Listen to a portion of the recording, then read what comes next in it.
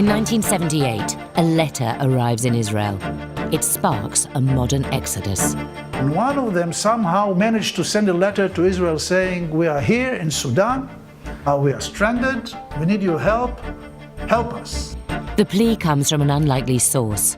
Fleeing famine, civil war and religious persecution in their homeland, a desperate cry for help reveals a lost community of Jews in Ethiopia.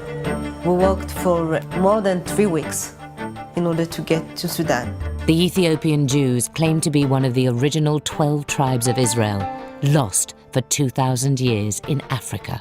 When the Israelis decided that the Ethiopians were indeed Jews, one of the 12 lost tribes of Israel, they realized that they're going to have to smuggle 20,000 people out of East Africa, a region almost universally hostile to Israel. It was an almost impossible task. Israel assembles a team to work undercover, outwit dictators, and overcome a civil war to rescue the lost tribe. I was on my way in a helicopter when the pilot told me that he had a message from Jerusalem saying that he should do a U-turn and go straight to Jerusalem. The Prime Minister wants to see you. This is the story of how a British businessman, a Mossad spy, and a seasoned diplomat risked everything to save the forgotten Jews.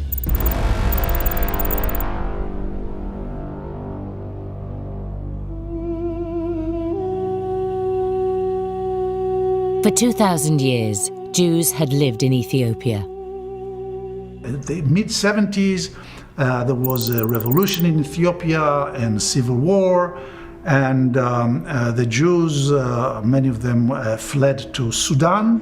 Having escaped civil war in their homeland, the Jews are stuck in appalling refugee camps. In Sudan, their religion makes life even harder. You couldn't say that you are a Jew. Otherwise, they would get, afraid of you.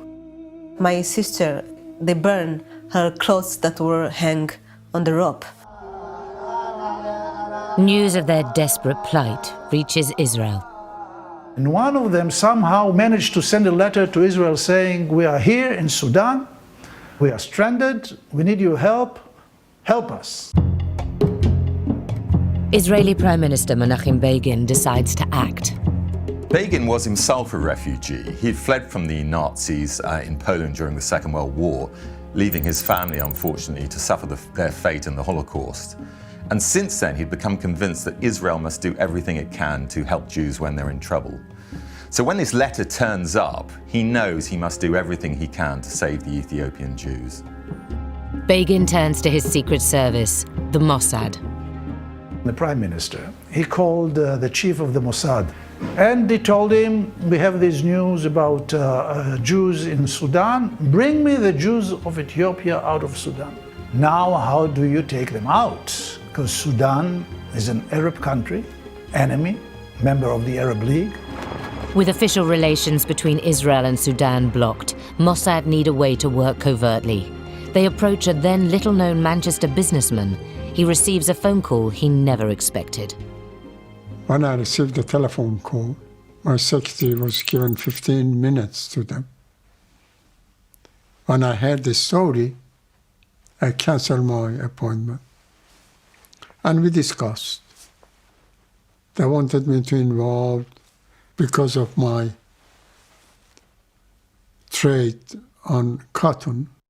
David is an unlikely savior of the Ethiopian Jews. At 13, he had left school to become a market trader in his native Iran. 5 years later, in search of his fortune, he moved to Manchester, setting up a series of successful textile companies. The Israelis approached David Alliance because he was a successful international businessman with good contacts in the Sudan. This enabled him to set up an office in Khartoum, and it's from that office that the Mossad agents were able to plan their rescue operation. Using David's office to travel in and out of Sudan, Mossad discover a perfect base close to the refugee camps to carry out the evacuation. Gad Shimron is recruited to help run it. I went down to Sudan as a member of the operating team of the new holiday village, Arus, 40 kilometers from Port Sudan. it allowed you to go around the country and to drive to Port Sudan and bring tourists and go out at night and day, whenever you want actually, with your rubber boats, because you're bringing tourists to the unique diving spots of Sudan. Gad and his team create a plan. They will pick up Jewish refugees at confidential meeting points, rendezvous with the Israeli Navy offshore, and then escort the Jews to Israel. We had what we called the committee members. Committee members were young Jewish boys in the camps who were our contact liaison people. In case we said, tomorrow, 20 hours or 8 p.m., 200 people at the quarry 10 kilometers south of the refugee camp. And we would come with our trucks, pick them up, drive through the police control and army control. Usually we have done it smoothly by bribing our way through. In the 1980s, relations between Israel and Sudan were tense. The Sudanese have strong ties with their Arab neighbors. Rumors of Jewish refugees leaving for Israel alert the Sudanese to a potential Mossad plot. They shut the borders to Ethiopian Jews. The rescue now hinges on whether the Israelis can find a way to reopen the border. What they needed was a trusted middleman with good business contacts and enough political clout to influence senior Sudanese officials. There was only really one candidate. At that point, I was asked again to go in and help, which I did. Again, David needs to keep his real motives hidden for the ministers to meet him. Once more, he uses his Sudan office and arrives under the pretense of a trade mission. It was in 1984 when I went to Sudan, and the aim was to buy cotton, and at the same time, through that, to try and help to bring the Jews out. The ministers he meets are unwilling to open the border or allow any Israeli activity, until David comes across an official who studied in his adopted city of Manchester. He gave a cocktail party that night, and another gathering the next day, and I met some people who were able to help me to open the door again for the Ethiopian to move, which was very satisfying. David is introduced to several influential ministers. They are persuaded by his requests and reopen the borders. News spreads in Ethiopia that the escape route to Israel is open again. Increasing numbers begin to make the hazardous journey. We left the village at night because we were escaping from the authorities in Ethiopia. It's about 800 kilometers. We walked for more than 3 weeks in order to get to Sudan. There are many dangers on the road. There were robbers stopping us and asking for money. Otherwise they will kill us, and we were in the middle of nowhere. In Sudan, they are put in temporary camps, rife with disease.